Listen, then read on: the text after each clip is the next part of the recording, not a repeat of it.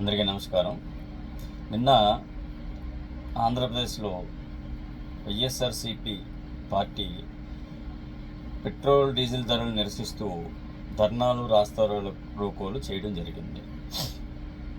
వాళ్ళకి ఈ ధర్నాలు రాస్తారోకోలు చేసే అర్హత ఉందా అని నేను ప్రశ్నిస్తున్నా. ఒకటి, ఎందుకు ఆ ప్రశ్న వచ్చిందంటే, ఈ 2 సంవత్సరాల కాలంలో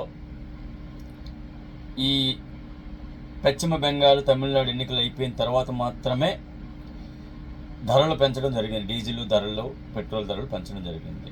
అప్పటి వరకు మనకి మోడీ కానీ, మోడీ ప్రభుత్వంలో ఎవ్వరూ కూడా పెట్రోల్ ధరలు పెరుగుతాయి అని కానీ, పెట్రోలు స్టాక్పై ఇబ్బంది ఉందని కూడా ఏ ఎన్నికల ప్రచారంలో కూడా చెప్పలేదు. చెప్పనివ్వకుండా అంటే ఆపారు, హోల్డ్లో పెట్టారు 2 సంవత్సరాల కాలంగా. ఎందుకంటే వాళ్ళు కదా రాష్ట్రాలపై దండయాత్రలు చేసుకుంటూ వస్తారు కదా, ఒక రాష్ట్రాన్ని గెలుచుకుంటూ వస్తారు కదా. వాళ్ళు అనుకున్న గెలుపు వెస్ట్ బెంగాల్తో వచ్చింది కాబట్టి ధరలపై మోడీ గారు ఆ ప్రకటన చేయడం జరిగింది. వెంటనే ఈ ధరలు పెరగడం జరిగింది. ఈ 4 రూపాయలు పెరిగింది. అయితే వైఎస్ఆర్సీపీ వాళ్ళకి తెలియాల్సింది ఏంటంటే, రాష్ట్ర ప్రభుత్వం ఏమీ ఈ ధరలు పెంచలా. మొట్టమొదటిది ఏంటంటే, ఎందుకంటే ఆ పార్టీ కూడా 2019 నుంచి 24 వరకు కూడా 5 సంవత్సరాల కాలంలో 30 నుంచి 35, 40 మధ్యలో పెరిగింది ధరలు. అప్పుడు ప్రతిపక్షంలో ఉన్న తెలుగుదేశం పార్టీ ధర్నాలు రాస్తారోకోలు చేస్తే మీరేం చెప్పారు? మీ మంత్రులతో కానీ, అధికార ప్రతినిధులతో కానీ వెళ్ళి మోడీని అడగండి, మోడీ పెంచితే మేమేం చేయాలని చెప్పేసి అన్నారు. మరి అదే క్వశ్చన్ మీరు వేసుకోవాలి కదా. మీరు ఇప్పుడు ధర్నాలు చేస్తే చంద్రబాబు నాయుడు పెంచలా, మోడీ ప్రభుత్వం ఎన్నికలు అయిన తర్వాత కంపెనీలు పెంచాయి. ఇక్కడ మీరు గమనించాల్సింది, కంపెనీలు పెంచకుండా, ఎన్ని సంవత్సరాలుగా పెంచకుండా ఆపింది ఎవరు? ఎన్నికల కోసం మోడీ గారు ఆపించారు. 100% ఎన్నికల కోసమే ధరలు పెరగకుండా ఆపించారు. ఇప్పుడు ఏంటంటే, ఇప్పుడు కూడా పెంచకపోతే రేపు మొన్న చెస్ కూడా తగ్గించారు. చెస్ తగ్గించింది ఎవరికి? ప్రజలకు 1 రూపాయి కూడా రాలేదు, ఆయిల్ కంపెనీలకి వెళ్ళి.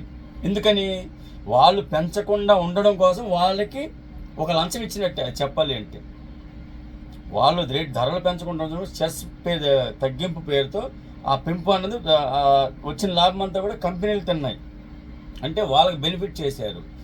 అలాంటి క్వశ్చన్లు మీరు వేయకుండా, రాష్ట్ర ప్రభుత్వం ఏదో పెంచేసింది, ఇక్కడ ఏదో వ్యాట్ ట్యాక్స్ పెంచినట్టు ధర్నాలు రాష్ట్రాల్లో పెంచేస్తుంది. మరి మీరు అప్పుడు ఎందుకు చేయలేదు? మరి అప్పుడు ధర్నా 30 రూపాయల నుంచి 40 రూపాయలు 40 మధ్యలో పెరిగినప్పుడు మీరెందుకు కేంద్ర ప్రభుత్వాన్ని ధరలు పెంచకుండా మీరు తగ్గించుకోవచ్చు కదా? అప్పట్లో అంత పెరిగినప్పుడు మీరెందుకు ఊరుకున్నారు? మీరు కూడా వ్యాట్ తగ్గించి మేము తగ్గించామని చెప్పేసి కాలరెగరేషన్ తిరగవచ్చు కదా. అదే అప్పుడు మీ మంత్రులతో తిట్టించి ఇప్పుడు ధర్నాలు రాస్తారోకోలు చేస్తే, అంటే ఒకటిలే, భారతదేశంలో ప్రజలు మతిమరుపు ఎక్కువ. వాళ్ళకి ఒకరు చేస్తారు, ఒక నెల రోజులు దాని చుట్టే తిరుగుతారు, అది అయిపోగానే మర్చిపోతారు. మహా మతిమరుపు అండి బాబు భారతీయులకి మాది. ఎందుకంటే వాళ్ళకి శ్రీరాముని మతిమరుపు అది. ఎందుకంటే ఈ నెల రోజుల్లో జరిగేది వచ్చే నెలకి మర్చిపోతారు, ఏమి పట్టినట్టే ఉంటాం మన అందరం కూడా. అది అంటే ఆ మతిమరుపు మీకు కూడా వచ్చి ఉంటుందేమో గత 2 సంవత్సరాలకి. కాబట్టి మీరు అడగాల్సింది మోడీ గారిని అడగాల, కేంద్ర ప్రభుత్వాన్ని అడగాలి, అంతేగాని రాష్ట్రాన్ని కాదు.